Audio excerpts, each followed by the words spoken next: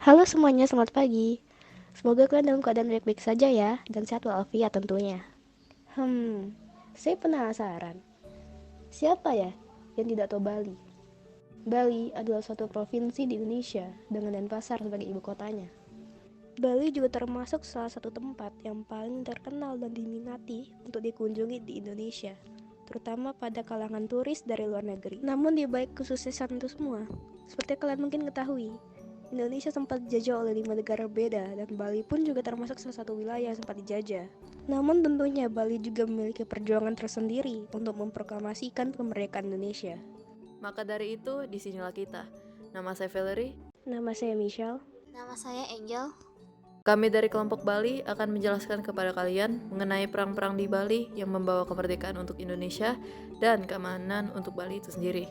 Jadi, tanpa banyak basa-basi, sebasi cintanya kepadamu, mari kita mulai saja presentasi ini. Walau nanti juga akan berakhir seperti hubungan kamu dengannya. Upaya Indonesia dalam meraih kemerdekaan di masa lampau tidaklah mudah. Penjajahan dan penindasan yang dilakukan oleh pihak Belanda memicu terjadinya gelojak perlawanan dari segenap masyarakat dan kerajaan, serta kesultanan di Indonesia. Menggunakan taktik adu domba, Belanda berhasil mengecer rakyat Indonesia sehingga terjadilah perpecahan di kerajaan-kerajaan tersebut. Bali, sebagai salah satu wilayah yang memiliki kerajaan pada masa itu, turut tampil sebagai daerah yang berjuang untuk mengusir Belanda. Beberapa pahlawan hadir sebagai pelopor perjuangan. Di antaranya adalah I Gusti Ngurah Rai, I Gusti Ketut Jilantik, dan I Gusti Ketut Putja. Selain itu, tidak sedikit pertempuran di Bali yang terkenal dan memiliki nilai patriotik yang tinggi, seperti Perang Buleleng di tahun 1806, Perang Jagaraga di tahun 1848 sampai 1849, Perang Kusamba di tahun 1849, perlawanan rakyat Banjar di tahun 1868, Perang Puputan Badung di tahun 1906, Perang Puputan Klungkung di tahun 1908, dan Perang Puputan Margarana di tahun 1946. Perang-perang yang akan kita bahas hari ini adalah Perang Bali I atau Perang Buleleng, Perang Bali II atau Perang Jagaraga, dan Perang Bali III atau Perang Kusamba. Perang Jagaraga. Setelah Perang Buleleng selesai, I Gusti Ngurah Made Karangasem, I Gusti Ketut Jelantik, pimpinan pasukan dan para prajurit memindahkan kerajaan Buleleng ke desa Jagaraga. Mereka memilih untuk memindahkan kerajaan Buleleng ke desa Jagaraga karena desa tersebut memiliki beberapa kelebihan. Kelebihan desa Jagaraga adalah 1. Medannya berbukit, banyak jurang untuk melaksanakan serangan mendadak. 2. Jalanan penghubung hanya ada satu, yakni melalui desa Sangit, sehingga musuh mudah diintai. 3. Jarak Jagaraga Pabean relatif pendek, sehingga mudah mengetahui pergerakan Belanda. Selama di Jagaraga, Raja Buleleng, Raja Karangasem, dengan dibantu oleh Jero Jempiring, sudah menyusun strategi perang dalam kurun waktu 1846 sampai dengan 1848. Strategi mereka adalah 1. Menyusun benteng pertahanan di sekitar Jagaraga. 2. Melatih teknik berperang untuk prajurit-prajurit Buleleng dan Jagaraga. 3. Membangkitkan semangat warga Jagaraga untuk berperang menggunakan rumah mereka sebagai lokasi penyimpanan logistik perang. 4.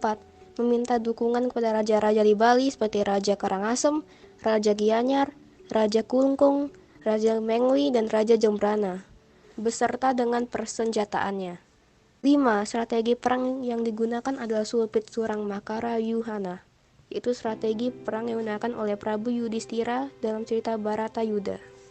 Perang Kusamba. Perang Kusamba berawal dari terdamparnya dua perahu milik G.P. King, seorang agen Belanda yang berkedudukan di Ampenan, Lombok, di Pelabuhan Batu Lahak, di sekitar daerah pesinggahan.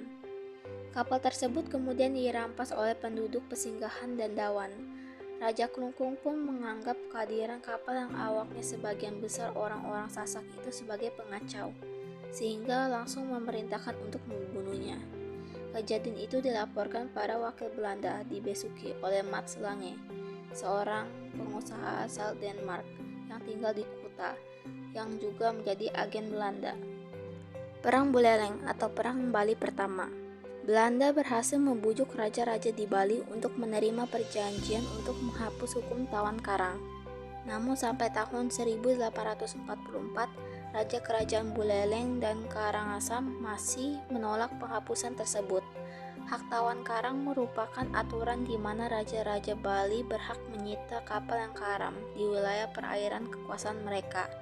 Belanda yang tidak suka dengan penerapan hukum tawan karang akhirnya mengirim pasukan ke Buleleng yang kala itu sudah menjadi bagian dari wilayah kerajaan Karangasem.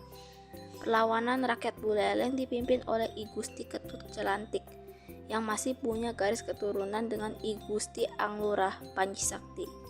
Tidak terasa selesai sudah presentasi kami hari ini mengenai perang-perang di Bali untuk mempertahankan Indonesia dan Bali itu sendiri. Berhubung semua anggota kami perempuan, jika ada kesalahan kami tidak meminta maaf, karena perempuan tidak pernah salah. Akhir kata kami ucapkan terima kasih.